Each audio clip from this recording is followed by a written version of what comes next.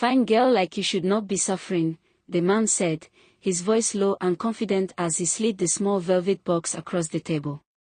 Victoria smiled, slow and controlled, her fingers brushing the box like she already owned whatever was inside. She didn't know that one day, a single missing item, one quiet visit, and one powerful man would turn her life into something she would beg to escape. But that was later. Right now, Victoria was winning. In Lagos, people didn't need to ask who she was. They already knew. Victoria, the hottest girl in Lagos. Not because she said it herself. Because the city said it for her. Anywhere she went, heads turned. At salons, girls paused mid-conversation to watch her walk in.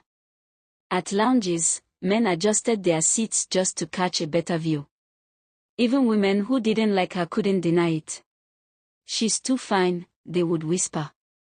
"But that kind of beauty comes with a price," others would reply quietly. Victoria didn't care about the whispers. She cared about results.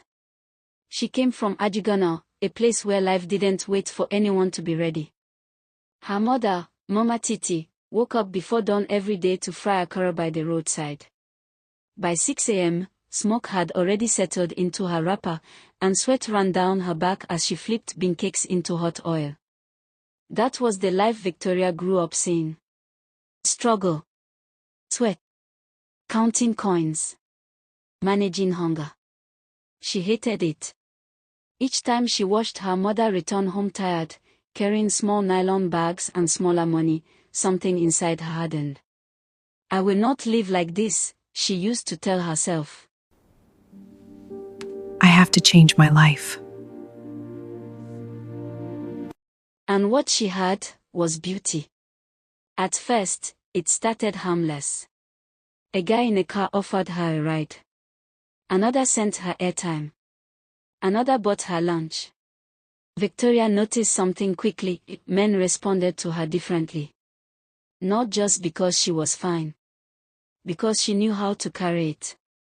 She didn't rush. She didn't beg. She spoke softly, laughed lightly, and looked at men like they were lucky to be noticed. And they believed it. Soon, the gifts became bigger. A phone. Shoes. Hair. Money. Victoria adjusted fast. She learned how to dress like she belonged in places she couldn't afford. She learned how to sit in restaurants without looking lost. She learned how to hold a glass of wine like she had always known the taste.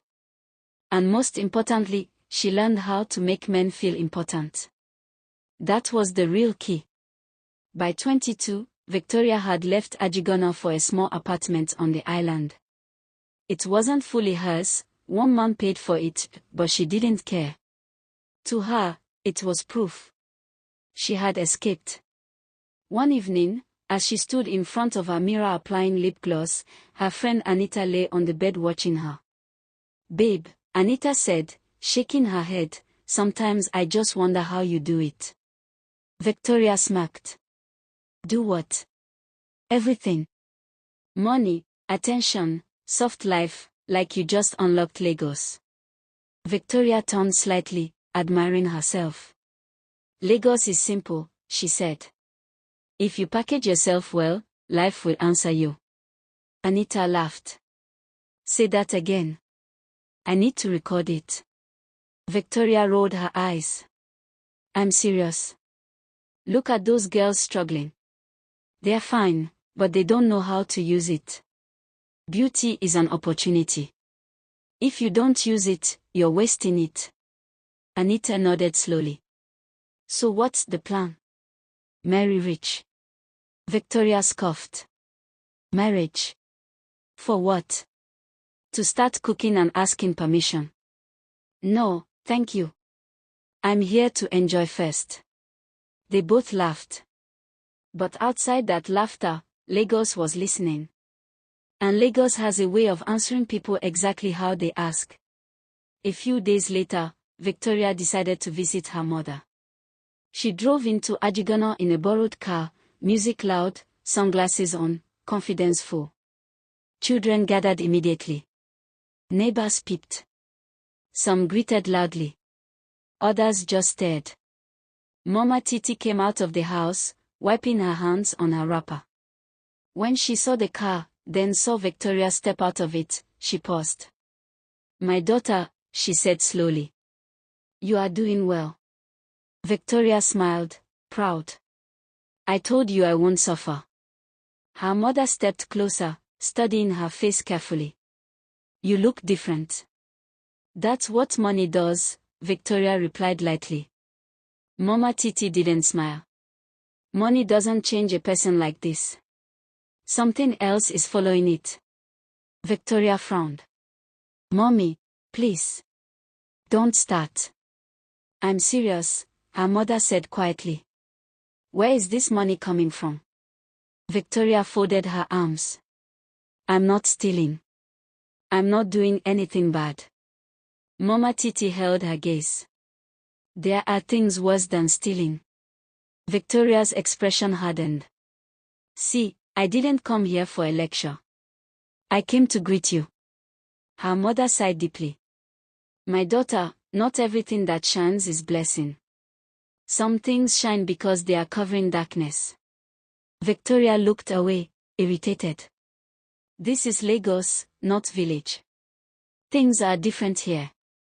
Mama Titi shook her head slowly. "Lagos is still under the same sky. And that sky sees everything." Victoria didn't respond. She hugged her mother briefly, dropped some money on the table, and left. As she drove away, she didn't notice her mother standing at the door, watching her with quiet fear. Because somewhere ahead, a man had already noticed Victoria. And unlike the others, he wasn't just looking at her beauty. He was watching her hunger. "Send her over," the man said calmly, his fingers tapping once on the table. "I want to see her myself." Victoria didn't hear those words that night. All she knew was that the manager of the luxury lounge was walking toward her table with unusual respect. "Good evening, madam," he said, lowering his voice slightly. "A VIP guest would like to invite you over." Anita's eyes widened immediately. "Babe, who?" The manager tilted his head toward the far end of the room. Victoria followed his gaze. And that was when she saw him. Chief Baligan. He didn't look like the usual men who chase girls in that place.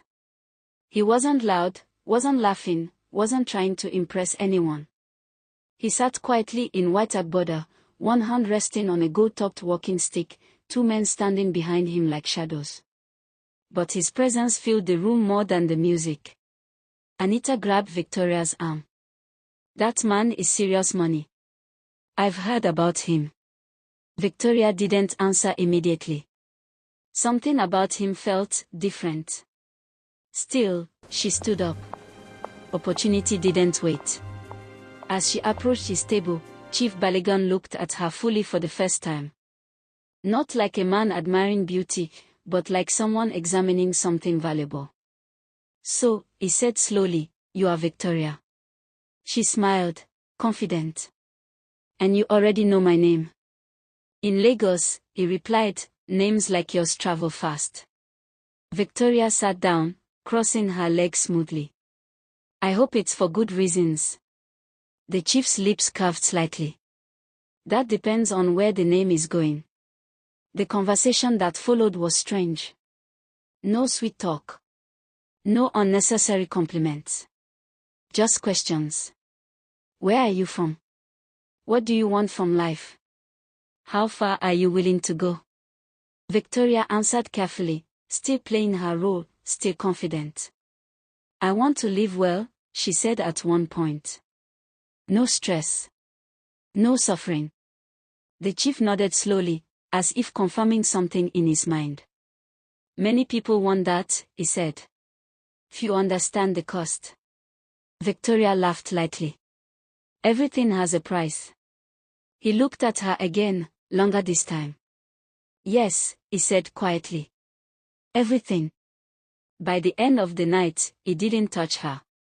Didn't make any bold move. He simply told the manager to take care of her table and asked for her number. Victoria